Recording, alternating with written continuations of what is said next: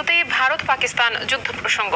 পাকিস্তানের বিভিন্ন স্থানে ক্ষেপণাস্ত্র হামলা চালিয়েছে ভারত। ভারতীয় গণমাধ্যমে এনডিটিভির দাবি, এ হামলায় 70 জন নিহত হয়েছেন।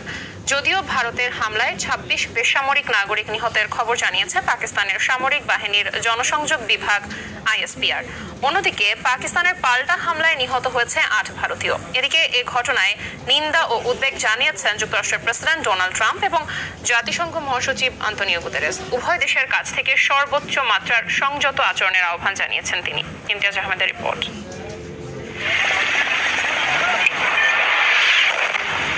মঙ্গলবার মধ্যরাতে পাকিস্তানের একাধিক স্থানে মিসাইল ছোড়ে ভারত। গভীর রাতে ভারতের আকাশসীমা থেকে পাকিস্তানের ভাওয়ালপুর, কোটলি, মুজাফফরাবাদে ছোড়া ক্ষেপণাস্ত্রে বিস্ফোরণের ঘটনা ঘটে।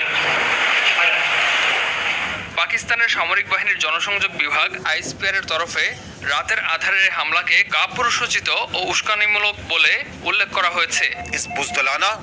রাতের আধারে পাকিস্তানে ভারতের এ হামলা ছিল কাপুরুষোচিত। আমরা সম্পূর্ণ প্রস্তুত। সঠিক সময় ও স্থানে এর যথাযথ জবাব দেয়া হবে। জবাবে তাৎক্ষণিকভাবে নয়াদিল্লির বিরুদ্ধে পাল্টা হামলা চালায় ইসলামাবাদ। এতে ভারতের 5টি যুদ্ধবিমান ভূপাতিত করার দাবি জানিয়েছে দেশটি।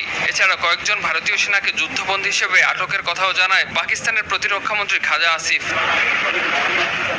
ভারতকে বিশ্বাসঘাতক আখ্যা দিয়ে পাকিস্তানের প্রধানমন্ত্রী শেহবাজ শরীফ জানান, পাকিস্তানে চালানো এই ঘৃণ্য আগ্রাসনমূলক পদক্ষেপের কারণে ভারতকে কোনো ধরনের ছাড় দেওয়া হবে না।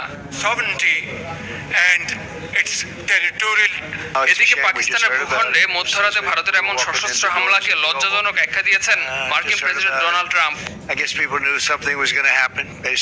এটা লজ্জাজনক। আমরা এইমাত্র এই ঘটনা সম্পর্কে শুনেছি। উভয় পক্ষই বহু বছর ধরে লড়াই করে আসছে, তবে আমার আশা এটি খুব দ্রুত শেষ হবে।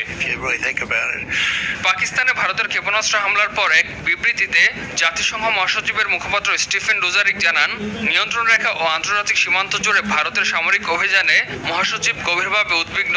উভয় দেশকে সর্বোচ্চ সামরিক সংযম দেখানোর আহ্বান জানিয়েছেন মহাসচিব আন্তোনিও গুতেরেস।